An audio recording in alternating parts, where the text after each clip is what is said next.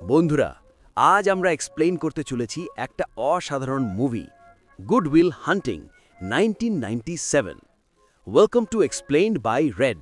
এখানে আমরা আপনাদের জন্য নিয়ে আসি এমন সব গল্প যা শুধু এন্টারটেইন না, আপনাকে লাইফ নিয়ে ভাবতেও বাধ্য করবে। গল্পটা শুরু হয় এক 20 বছরের ছেলে উইল হান্টিং থেকে। সে থাকে একদম গরিব মহল্লায়, কিন্তু কাজ করে পৃথিবীর সবচেয়ে নামকরা ইউনিভার্সিটিতে, MIT, Massachusetts institute of technology. শোনার পর খুব গ্ল্যামারাস মনে হয়, কিন্তু রিয়ালিটি আলাদা। উইল সেখানে পড়াশোনা করে না, বরং জব করে শুধু ইউনিভার্সিটির বিল্ডিং পরিষ্কার করার। একদিন করিডর ক্লিন করার সময় ওর চোখ যায় বোর্ডে লেখা এক খুব টাফ গণিত প্রবলেমের দিকে। এই প্রবলেম লিখেছিলেন প্রফেসর জেরাল্ড ল্যাম্বো। উনি পুরো কলেজকে চ্যালেঞ্জ দিয়েছিলেন যে যেই স্টুডেন্ট এই সাম সলভ করতে পারবে তার নাম থাকবে MITর ইতিহাসে, ফেম আর রেসপেক্ট দুটোই পাবে। উইল সেই প্রবলেমের দিকে তাকায় আর তার মন আটকে যায়। সারাদিন সে সেই সাম নিয়েই ভাবে।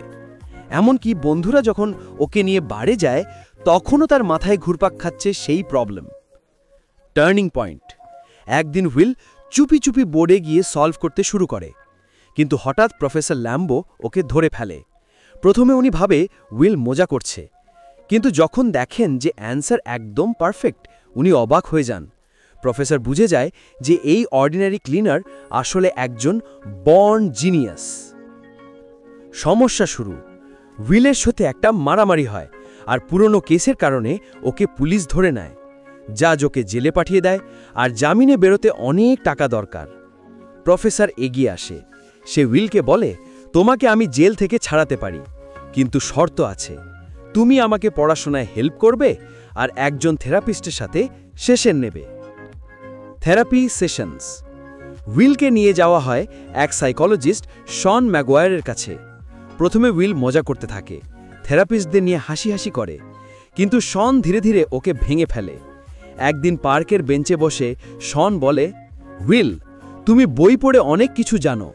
তুমি আর্টের বই পড়েছ, ওয়ারের হিস্ট্রি মুখস্থ করেছ, কিন্তু আসল লাইফ কখনো দেখনি। তুমি কখনো গ্যালারি গিয়ে পেন্টিং দেখনি, কখনো যুদ্ধক্ষেত্রে পা রাখনি, কখনো সত্যিকারের প্রেম করনি। এই কথা উইলকে ভিতর থেকে নেড়ে দেয়। এদিকে উইলের লাইফে আসে এক মেয়ে, স্কাইলার। ওরা একসাথে ডেটে যায়, হাসে, মজা করে। ধীরে ধীরে উইল বুঝতে থাকে যে জীবন শুধু বই বা প্রবলেম সলভিংয়ে আটকে নেই। লাভ, ইমোশনস আর রিয়েল এক্সপিরিয়েন্স, এগুলোই মানুষকে কমপ্লিট করে। সামনে যখন শনের সাথে মন খুলে কথা বলতে শুরু করে, তখন একটা বিষয় পরিষ্কার হয়ে যায়।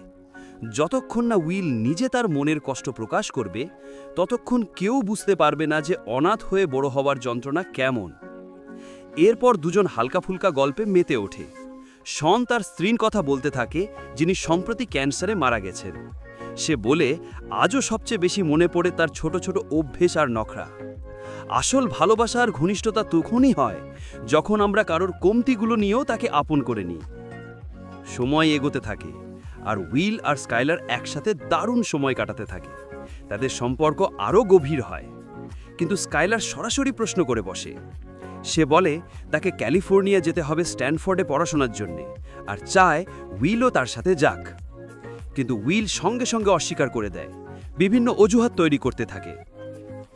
স্কাইলার তাকে বোঝায় যে সে শুধু নিজের ছোট্ট জগতে আটকে আছে, যেখানে কোনো চ্যালেঞ্জ নেই, আর সে নতুন কিছুর মুখোমুখি হতে ভয় পাচ্ছে। কিন্তু উইলের মন তখন বন্ধ হয়ে গেছে। সে ঠান্ডা গলায় বলে, আমি তোমাকে ভালোবাসি না। স্কাইলার ভেঙে পড়ে। এদিকে প্রফেসর ল্যাম্বোর সাথে উইলের দেখা হয়। ল্যাম্বো ক্ষুব্ধ, কারণ ব্যবসায়িক বন্ধুদের সাথে মিটিংয়ে উইলের আচরণ সব কিছু নষ্ট করে দিয়েছে। উইলও রেগে যায় এবং বলে যে এখন আর তার বিশ্বাস হচ্ছে না সে আদৌ এই একাডেমিক কেরিয়ার চায় কিনা। এতে ল্যাম্বোর সাথে উইলের সম্পর্ক আরও খারাপ হতে থাকে। উইলের প্রতিভা আর তীক্ষ্ণ বুদ্ধি ল্যাম্বোকে অনেক সময় ছোট করে দেয়। এরপর আবার উইল শনের সাথে দেখা করে। শন সরলভাবে জিজ্ঞেস করে, তুমি যদি সত্যিই তোমার ভবিষ্যৎ নিয়ে সিরিয়াস হও, তাহলে তুমি আসলে জীবনে কি চাও? উইল পাল্টা জিজ্ঞেস করে, তুমি সবসময় তোমার স্ত্রীর কথা বলো, কিন্তু উনি এখন কোথায়? শন শান্তভাবে জবাব দেয়, তিনি আর এই দুনিয়ায় নেই। সময় গড়ায়। উইল স্কাইলারকে ফোন করে, কিন্তু সে তখন আর অপেক্ষা করছে না, কারণ উইল কোনো দৃঢ় সিদ্ধান্ত নেয়নি। স্কাইলার শেষবার বলে, নিজের খেয়াল রেখো। এরপর সে ক্যালিফোর্নিয়া চলে যায়। উইল মজা করে বলে যে সে ল্যাবে ইঁদুর হয়ে গণিতের সমস্যা মেলাতে চায় না, বরং বস্টনে থেকে নিজের বন্ধুদের সাথে মজা করতে চায়। কিন্তু এইবার চাক চুপ করে থাকে না। সে খোলাখলি উইলকে বকাঝকা করে বলে, তুমি তোমার প্রতিভা নষ্ট করে দিচ্ছ। চাক এমনকি এটাও স্বীকার করে নেয় যে প্রতিদিন সকালে ঘুম থেকে উঠেই সে এই প্রার্থনা করে যেন একদিন উইল নিজের বাড়ি থেকে বেরিয়ে গিয়ে নিজের আসল জীবনটা গড়ে তোলে। এরপর চাক তাকে একা রেখে চলে যায়। শনের সাথে একা হতে হয় উইলকে।